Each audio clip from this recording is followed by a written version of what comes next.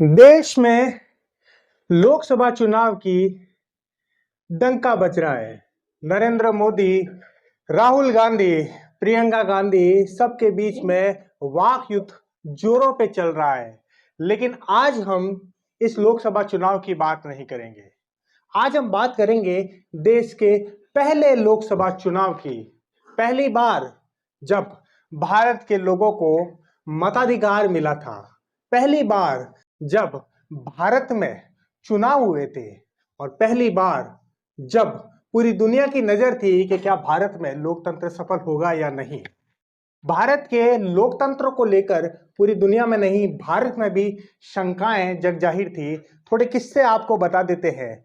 बीच चुनाव में पंडित जवाहरलाल नेहरू ने ब्रेक लेके दिल्ली की एक कॉन्फ्रेंस में कहा था कि लोकतंत्र सबसे बेहतर तरीका है, लेकिन आधुनिक तरीकों से चुने जाने वाले नेताओं की क्वालिटी क्या धीरे धीरे खराब नहीं हो जाएगी। वोटर लगातार दोहराए जाने वाले प्रोपेगेंडा के शोर में अंत में या तो एक तानाशाह पैदा करता है या फिर एक बेवकूफ नेता। केवल जवाहरलाल नेहरू के दिमाग में ही इसको लेकर शंका नहीं थी, पूरी दुनिया की मीडिया भी इसको लेकर संशय जाहिर कर रही थी। ब्रिटिश के एक सिविल सर्वेंट हुए थे पेंड्रिल मून, उन्होंने दावा किया था कि आने वाला वक्त बड़े विस्मय से लाखों अनपढ़ लोगों के मतदान की बेहुदा नौटंकी देखेगा। भारत की हिंदुस्तानी मीडिया ने भी इसे एक सबसे बड़ा जुआ कहा था। ऑर्गेनाइजर पत्रिका ने यह कहा था कि जवाहरलाल नेहरू अपने जीते जी देख लेंगे और पछताएंगे कि भारत में यूनिवर्स फ्रेंचाइज मताधिकार यानी कि सभी को मत देने के अधिकार का जो प्रयोग है वो असफल रहा है। लेकिन 25 अक्टूबर 1951 हिमाचल के किन्नौर जिले के कल्पा गांव में कल्पा प्राथमिक विद्यालय में श्याम शरण नेगी, जिनका निधन हुआ था 5 नवंबर 1952 को, उस समय वो करीब 24 साल के थे। सुबह 7 बजे जाकर उन्होंने जब अपना मत दिया तब उन्होंने एक पूरे युग की शुरुआत कर दी थी।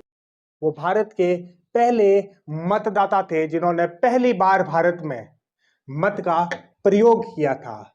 लेकिन जैसा कि मैंने आपको बताया था कि पूरी दुनिया इसको लेकर थोड़ा संशय में थी कि भारत में लोकतंत्र सफल होगा या नहीं, तो और भारत के लोग भी इसको लेकर बहुत ज्यादा सुनिश्चित नहीं थे। तो इस कहानी को हम आज बताते हैं कि किस तरह से भारत का पहला चुनाव जो था वो ऑर्गेनाइज हुआ, कैसे उस चुनाव को कराया गया। 25 जनवरी 1950 हमारे संविधान लागू होने से ठीक एक दिन पहले मुख्य चुनाव आयोग का गठन किया गया और ये बड़ी जिम्मेदारी दी गई उस जमाने के बंगाल के चीफ सेक्रेटरी और 1921 से भारत के सिविल सर्वेंट रहे सुकुमार सेन को, जो हमारे पहले चुनाव आयुक्त थे।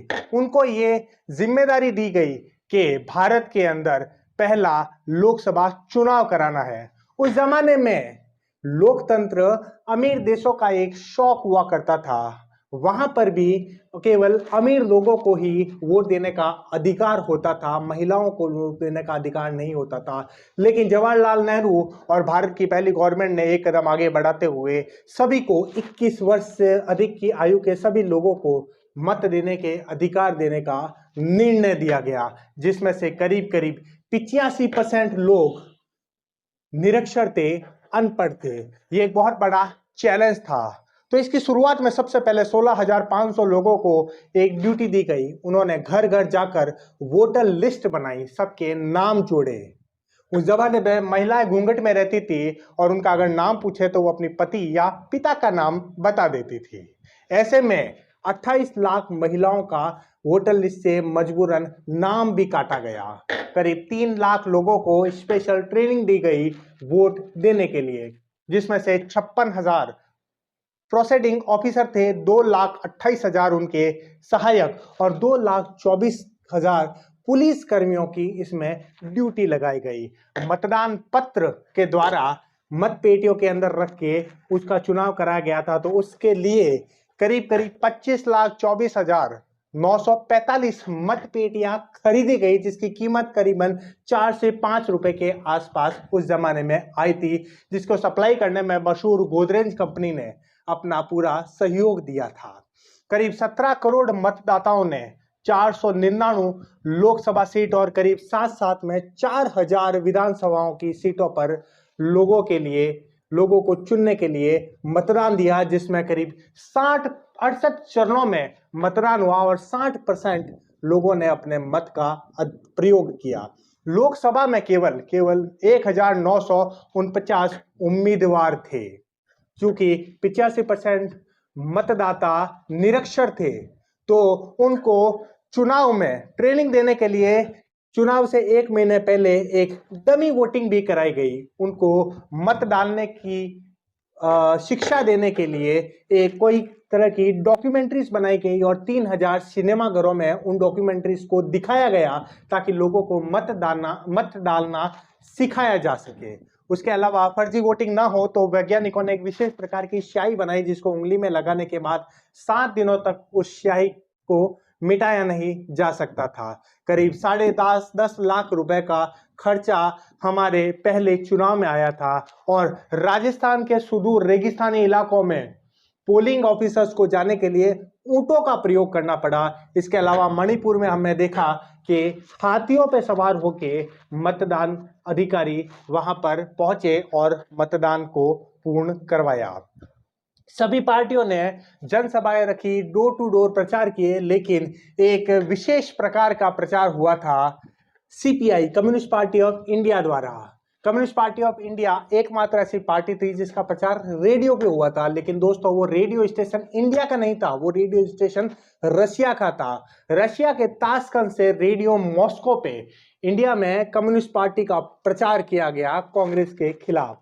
कांग्रेस के अलावा कांग्रेस से ही अलग हुए जेपी और लोहिया की सोशलिस्ट पार्टी, भारतीय कम्युनिस्ट पार्टी, कांग्रेस से अलग हुए श्यामा प्रसाद मुखर्जी की भारतीय जनसंघ, जेपी कृपलानी की मजदूर किसान प्रजा पार्टी और हमारे पहले कानून मंत्री डॉक्टर भीमराव अंबेडकर की शेड्यूल कास्ट फेडरेशन जैसी मिला के करीब 14 राष्ट्र पार्टियां और 40 क्षेत्रीय पार्टियों ने इसमें अपना योगदान दिया।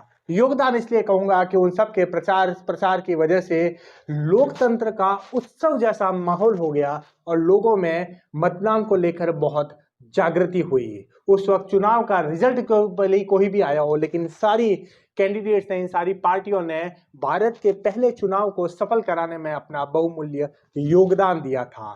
केरल की कोट्टयम में सबसे ज्यादा 80% वोट पड़ा और मध्य प्रदेश की शाहडोल के अंदर 20% वोटिंग हुई। लोकतंत्र का उत्सव और उसका माहौल ऐसा था कि एक समय हैदराबाद भारत से अलग होके आजाद हैदराबाद की बात करता था, लेकिन उसी के निजाम ने वोटिंग स्टेशन पे जाके सबसे पहले सुबह वोट दिया और लोगों से वोट देने की अपील की। आखिरकार 25 अक्टूबर 1951 से लेकर 21 फरवरी 1952, करीब 5 महीने के आसपास की जद्दोजहद के बाद में भारत का पहला चुनाव संपन्न हुआ, जिसमें सबसे ज्यादा कांग्रेस की 364 सीटें आई। पंडित जवाहरलाल नेहरू प्रधानमंत्री बने। कम्युनिस्ट पार्टी की सेकंड नंबर पे 16 सीटें आई। उसके अलावा भी करीब 37 निर्दलीय कैंडिडेट चुनाव जीत के लोकसभा तक पहुंचे। चुनाव पूरे होने के बाद में सारी विदेशी मीडिया जो इस चुनाव को लेकर शंका ग्रसित थी, उन सब के सुर बदलते हुए नजर आए। यूके में भारत के राजदूत ने एक विशेष रिपोर्ट भेजी कि ये चुनाव भारत के लिए एक परीक्षा तरीके थी, लेकिन इस टेस्ट में भारत पास हुआ। ब्रिटेन की अखबारों की हेडलाइन थी, अगर कोई एक देश है जिसने अंधेरे में भी लोकतंत्र की और छलांग मारी है तो वो भारत है। पंडित जवाहरलाल नेहरू ने भी वापस अपनी बात को ठीक करते हुए कहा कि तथाकथित निरक्षर वोटर के लिए मेरे मन में बहुत सम्मान बढ़ गया है। मेरे मन में भारत में वोटिंग के अधिकार को लेकर जो भी शंकाएं थी वो मिट गई।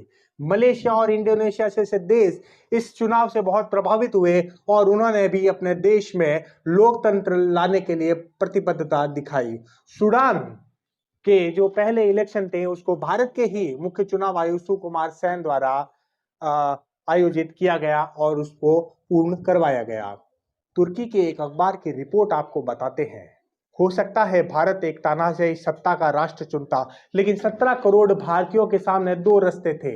एक तरफ धर्मतंत्र, एक तरफ अंधराष्ट्रवाद, सांप्रदायिकता, अलगाववाद और दूसरी तरफ धर्मनिरपेक्षता, राष्ट्रीय एकता और बाकी दुनिया से मित्रता। हम भारत के लोगों को श्रेय देते हैं कि उन्होंने दूसरा रास्ता चुना। आज भी भारत के लोगों के सामने यही दो रास्ते हैं और हम उम्मीद करते हैं कि आज भी भारत धर्मनिरपेक्षता, राष्ट्रीय एकता और दुनिया से मित्रता का और लोकतंत्र का रास्ता चुनेगा। भारत का लोकतंत्र एक ऐसा उत्सव है और एक ऐसा अध्याय है जिसने पूरी दुनिया को लोकतंत्र के लिए प्रेरित किया और आज जो करीब करीब 180 देशों में लोकतंत्र है, उसका श्रेय भारत की जनता को, उस जमाने की जनता को जिन्होंने भारत के पहले चुनाव को सफल करवाया, उन सभी को जाता है। आज हम एक साथ मिलके इस लोकतंत्र के उत्सव में एक बार जरूर कहेंगे, भारत माता की जय।